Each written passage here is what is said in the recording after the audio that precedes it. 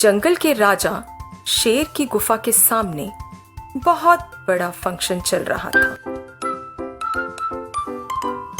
सारे जानवर यहाँ आमंत्रित थे। हर तरफ खुशियां मनाई जा रही थी। आज जंगल के राजा शेर के घर छोटे राजा ने जन्म लिया था। उस रात जंगल के राजा शेर ने सबको अपने हाथ से काफी सारा खाना खाने को दिया। जो जानवर वेजिटेरियन थे उनके लिए खास तौर से फलों का इंतजाम किया गया। जंगल का राजा शेर पत्थर पर बैठ गया और उसने एक ज्योतिषी चीकू बंदर को बुलाकर बेटे की कुंडली बनाने को कहा। चीकू बंदर बड़े ही ध्यान से कुंडली बना रहा था। जंगल का राजा शेर और रानी दोनों उसकी तरफ देख रहे थे। छोटा बच्चा शेर उनकी गोद में था। चीकू बंदर ने कुंडली देखते देखते अचानक घोषणा की, बधाई हो, आपके घर में एक बहुत अच्छी आत्मा ने जन्म लिया है।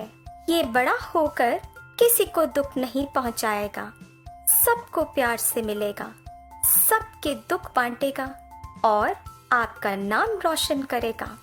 ये सुनकर जंगल का राजा शेर और रानी दोनों हैरान हो गए कि ये कैसे हो सकता है। सबके जाने के बाद जंगल के राजा शेर ने फैसला किया कि बच्चे को किसी के सामने नहीं आने दिया जाएगा। अब उनका बच्चा सबकी नजरों से दूर गुफा में रहने लगा।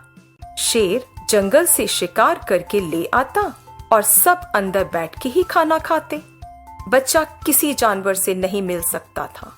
बच्चे की परवरिश का जिम्मा शेरनी को सौंप दिया गया, इस हिदायत के साथ कि बच्चे को सबकी नजरों से बचा कर रखना है।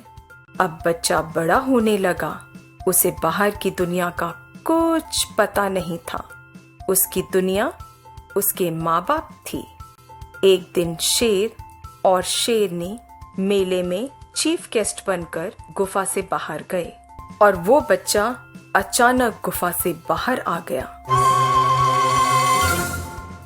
उसने देखा बाहर बहुत खुला आसमान, दूर दूर तक पेड़ फलों से लदे हुए हैं, पंछी चहचहाते हुए, जानवर इधर उधर भागते हुए। ये देखकर वो बहुत हैरान हुआ और वो भी जंगल में घूमने लगा।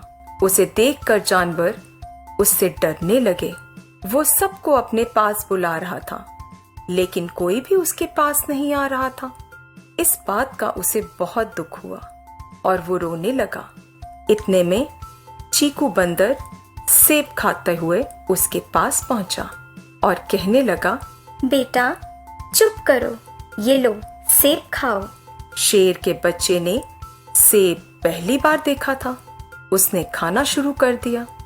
उसे सेब बहुत अच्छा लगा। उसने चीकू बंदर से और सेब लाने को कहा। इतने में कुछ कुत्ते उधर आ गए और उन्होंने छोटे शेर को सेब खाते देख लिया। कुत्ते शेर को देखकर भौंकने लगे। शेर का बच्चा डर गया और वहां से भागने लगा। कुत्ते भी उसके पीछे भागे। इतने में बच्चा एक पत्थर के पीछे छिप गया। अचानक उसकी नजर दूर अपने माँ बाप पर पड़ी और उसने देखा कि उसके बाप शेर ने एक हिरण को झपट्टा मारकर मार दिया और वो उसको उठाकर गुफा के अंदर ले जा रहा है। आज उसको भी पता चला कि जो खाना वो खाता है उसे उसका बाप किस तरह मार के लेकर आता है।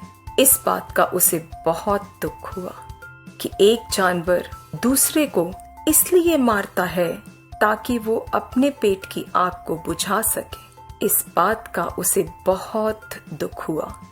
उसने चीकू बंदर को बुलाकर कहा, अपने पेट के लिए किसी को मारना पाप है। मैं यहाँ नहीं रह सकता जहाँ पर एक जानवर दूसरे जानवरों को मार कर खाता है। यह कहकर छोटा शेर धीरे धीरे जंगल से बाहर चला गया।